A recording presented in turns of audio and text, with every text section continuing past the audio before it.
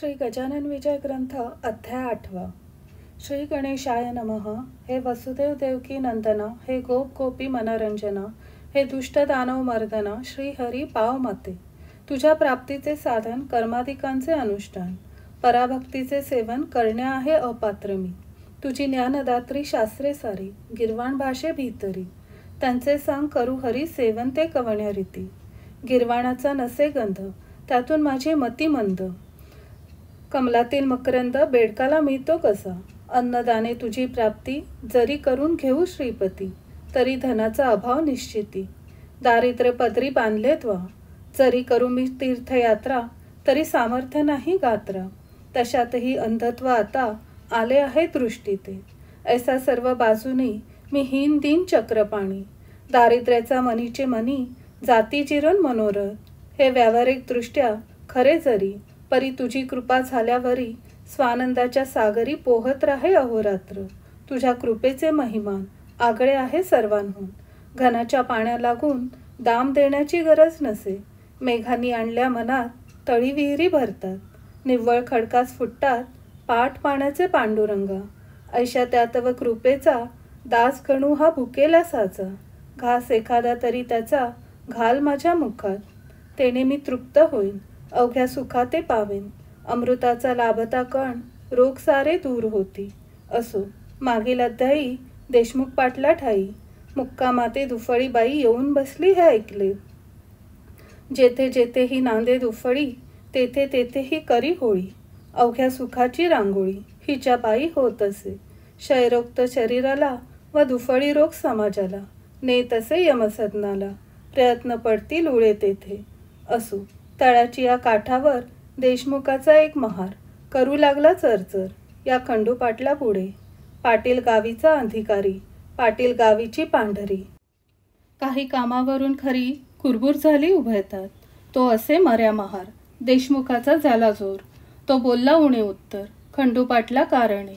पाटील वदला त्यावरी, तुझी रीत ही नाही बरी। गरिबाने पायरी आपली कधी सोडू नये। उणी उत्तरे बोलण्याचा अधिकार आहे देशमुखाचा। तुझ्यासारख्या नकट्याचा नाही हे जाण मनी, तरी महार ऐकेना। करू लागला चेष्टा नाना, त्याच्या ऐकुनी भाषणा, पाटील खवळला मानसी। बाचाबाचीचे कारण होते अति क्षुल्लक जाण। कागद ठाण्या लागून पाठवणे होते पाटलाला। तो टप्पा न्यावयासी, सांगितले होते महारासी, की तू असाच जा अकोल्यासी, तहशिलीत टप्पा द्याया हा। ते ऐकुनी वदला महार, मी ना हा टप्पा नेणार। देशमुखाच्या आश्रितावर तुमचा डोळा हमेशा। काही असो आज दिनी, मी न टप्पा जाय घेऊनी। तुमच्या हुकमा लागुनी, बोंबा शिमग्याचा समजतो मी। ऐसे वदनी बोलला, हावभावही तैसा केला। मूठ वडूनी हात नेला, त्याने आपल्या मुखापुढे। ती त्याची पाहुणी कृती, खंडू पाटील कोपला चित्ती। भरीव वेळूची काठी होती पाटलाच्या हातात, त्याच काठीचा केला प्रहार महाराच्या या हातावर। पाटील मूळचा जोरदार, त्याने रागे केला प्रहार हा। त्या प्रहारे करूनी, हात गेला मोडूनी। महार बेशुद्ध होऊनी, पडता झाला भूमीवर। पाटील दुसऱ्या महाराला गेले टप्पा द्यावयाला। तो इकडे वृत्तांत कैसा झाला, तो आता सांगतो। तो महार त्याच्या आप्तांनी नेला उचलून देशमुख सदनी। मोडला हात हे पाहुनी, देशमुख ते संतोषले। वा वा, छान गोष्ट झाली, आपणा कुरापत खाण्या भली। ही आणायचे संधी आली, ती उपयोगी न दवडणे। त्यांनी त्या महारासी तात्काळ नेले कचेरीसी। समजावले अधिकाऱ्यासी, खोटे नाटे विभूतो। कोठेही दोन पक्षात, वाकडे आले यत्किंचित। काट्यांचेच होतात नाटे, ते अवलोका। फिर्याद त्या महाराची, पुस्तकात नोंदली साची। आज्ञा झाली अधिकाऱ्याची, पाटील पकडून आणावया। शेगावी झाली पुकार, उद्या आहे पडणार। पाटलाच्या पदी थोर बेडी, करी हातकड्या। ते खंडू पाटला समजले, धाबेताचे दणाणले। तोंडचे पाणी पळाले, झाला अति चिंतातूर। ज्या शेगावी मी वाघापरी, वागत होतो आजवरी। तेथेच का हा श्रीहरी, प्रसंग आणला बेडीचा। अब्रुदारास अपमान, वाटे मरणाहून मरण। बंधू गेले घाबरून, काही विचार सुचेना। खंडू हताश होऊन बसला। तो एक विचार सुचला त्याला, श्री गजानन महाराजांना साकडे हे घालावे। त्या साधूचे वाचून या संकटाचे निरसन, करणारा न कोणीयान, राहिला या वराडी. लौकिकी यज्ञ करण्याला बंधू गेले अकोल्याला. खंडू पाटील नीट आला समर्थांकडे रात्रीस. येताच केला नमस्कार, शीळ ठेवले पायावर. महाराज, आला कठीण फार प्रसंग तो माझ्यावरी. सरकारी कामानिमित्त मी एका महाराप्रत. तळ्यापाशी ताडिले सत्य करातील काठीने. त्याचा ऐसा परिणाम झाला, काट्यांचा नायटा केला देशमुख मंडळींनी भला. माझे अहित करण्यास त्यानिमित्त कैद मला होण्याचा उद्या प्रसंग आला. समर्था, माझ्या इज्जतीला तुझविण कोण रक्षील. उद्या येतील राजदूत मला येथुनी नेण्याप्रत. बेडी ठोकुनी पायात ऐसे आज ऐकले. त्यापेक्षा गुरुवरा गळा माझा येथेची चिरा. ही घ्या तलवार देतो करा, वेळ करू नका हो. अब्रुदारा कारण बेइज्जत हेच मरण. अपराध माझा त्यातून अति अल्प दयाळा. त्या अपराधरूपी खड्याचा हा डोंगर झाला साजा. अभिमान माझ्या अब्रूचा धरा समर्था ये काळी. जयद्रथाच्या वेळेला अग्निकाष्ट भक्षण्याला होता अर्जुन तयार झाला केवळ आपल्या अब्रूस्तव. तेथे भगवंताने भली अब्रूताची रक्षण केली. प्रभूने वस्त्रे नेसवली द्रौपदीला सभेत. तेवी मम अब्रू ही पांचाळी. देशमुख कौरवानी आणली नग्न करण्यासाठी भली. तिचे करा हो रक्षण. ऐसे वधून समर्थांना पाटील रडू लागला. आसवांचा तो चालला पूर नेत्रा वाटे हो. घरची माणसे चिंतातूर आधीच झाली होती फार. नाही त्यांच्या शोकापार तो सांगावा कोठवरी. इकडे समर्थांनी भले दोन्ही हाती कवटाळिले. खंडू पाटला हृदयी धरले त्याचे सांत्वन करावया. अरे काम करत्या पुरुषाप्रत ऐशी संकटे येतात. वरच्यावरी जाण सत्य त्याची चिंता वाहू नको. स्वार्थदृष्टी बळावता ऐसेच होते तत्वता. खऱ्या नीतीची ही वार्ता अणुमात्र त्या कळत नसे. तुम्ही पाटील देशमुख दोघे जण एका जातीचे असून एकमेकांचे नुकसान स्वार्थे करू पाहता. मागे कौरव पांडवात स्वार्थेच आला विपट सत्य. परी पांडवांचा पक्ष तेथे न्याय खरा होता की. म्हणून पांडवांकारणे साह्य केले भगवंतांनी. सत्यासाठी मारणे भाग पडले कौरवांना. जा भिवू नकोस तिळभर, बेडीनं तुशी पडणार.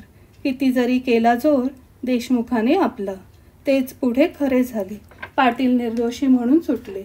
जे का संत मुखावाटे आले ते न खोटे होई कधी. पाटील मंडळी उत्तरोत्तर भजू लागली साचार. कोणालाही आवडणार अमृते सेवावया. पुढे खंडू पाटलाने करून विनंती प्रेमाने. नेले राहावया कारणे समर्थांना निजगृही. असता पाटील सदनात गजानन स्वामी समर्थ. ब्राह्मण आले अवचित 10-5 तैलंगी. तैलंगी विद्वान असती कर्मठ वेदावरी प्रीती. परिधनाचा लोभ चित्ती राही ज्यांच्या विशेष. ते काही मिळेल म्हणून समर्थांकडे आले जाण. तई होते पांघरून घेऊन समर्थ निजलेले. त्यांना जागे करण्याप्रत ब्राह्मण म्हणू लागले मंत्र. जटेचे ते स्वरांसहित अतिउच्च स्वराने. मंत्र म्हणण्यात चूक झाली ती न त्यांनी दुरुस्त केली. म्हणून आसने उठून बसली. गजाननाची स्वारी पहा आणि ऐसे वदले ब्राह्मणाला. तुम्ही कशासाठी वैदिक झाला. हीनत्व वेद विद्येला आणू नकारी निरर्थक. ही न विद्या पोटाची मोक्षदात्री आहे साची. बा डोईस बांधल्या शालीची किंमत काही राखावू. मी म्हणतो ऐसे म्हणा खरे स्वर मनी आणा. उगीच भोळ्या भाविकांना सोंग आणून नाडू नका. जिरूच्या ब्राह्मणांनी म्हणण्यास सुरू केली जाणी. तोच अध्याय समर्थांनी धडधड म्हणून दाखवला. चूक न कोठे म्हणण्यात. शब्दोच्चार स्पष्ट सत्य. वाटे वसिष्ठ मूर्तिमंत. वेद म्हणण्या बसला असे. तैलंगी ते ऐकून चकित झाले. अधोवदन बसले. मूक वरी करण्या आपले भय मनी वाटले त्या. सूर्य उदय झाल्यावर त्याच्या पुढे का होणार. दीपांचा तो जय जयकार. त्यांची किंमत अंधारी. विप्र म्हणती आपल्या मनी हा पिसा कशाचा महाज्ञानी. चारी वेद याच्या वदनी नांतात प्रत्यक्ष. हा विधाताच होय दुसरा. शंका येथे न उरली जरा. हा असावा ब्राह्मण खरा. जाती निके निसंशय. परमहंस दीक्षा याची. वार्ता न उरली बंधनाची कोणत्याही प्रकारची. हा जीवन मुक्त सिद्धयोगी. काही पुण्य होते पदरी. म्हणून मूर्ती पाहिली खरी. हा वामदेव याला दुसरी उपमानती द्यावया. असो खंडू पाटलाकडून त्या ब्राह्मणाला गुण देते झाले दयाघन. रुपया दक्षिणा. ब्राह्मण संतुष्ट झाले. अन्य गावा निघून गेले. महाराजही कंटाळले उपाधीला गावच्या. श्रोते, खऱ्या संतांप्रत उपाधी न असे पटत. दांभिकाला मात्र भूषण होते दियेचे. गावाच्या उत्तरेला एक मळा सानिध्यला. या मळ्यात भाजीपाला होत होता बहुवस. एक शिवाचे मंदिर तेथे होते साचार. लिंबतरूची थंडगार छाया होती ते ठाई. हा कृष्णाजी पाटलाचा मळा होता मालकीचा. हा कृष्णाजी खंडूजीचा सगळ्यात शेवटचा भाऊ असे. त्या मळ्यात महाराज आले. शिवालयात सानिध्य बसले. एका ओट्या वरी भले निंबतरूच्या छायेत. समर्थ म्हणाले कृष्णाजीसी, मी आलो तुझ्या मळ्यासी. काही दिवस राहावयासी या श्री शंकरा सानिध्य. हा बोलानाथ कर्पूर गौर नीलकंठ पार्वतीवर. हा राजेश्वर आहे अवघ्या देवांचा. तो तुझ्या मळ्यात रमला म्हणून मीही विचार केला. येथे येण्याचा तो भला. दे सावली करून. ते वाक्य ऐकले. 6 पत्रे आणवले. ओट्यावरी छप्पर केले. कृष्णाजीने तात्काळ समर्थानी वास केला म्हणून मळा क्षेत्र झाला.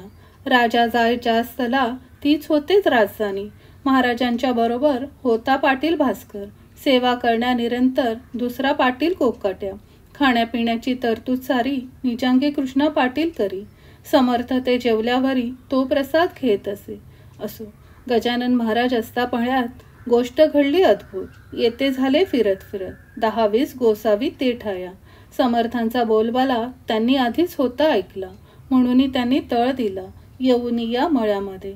गोसावी म्हणती पाटलासी, आम्ही आहो तीर्थवासी. जातो रामेश्वरासी भागीरथीला घेऊन.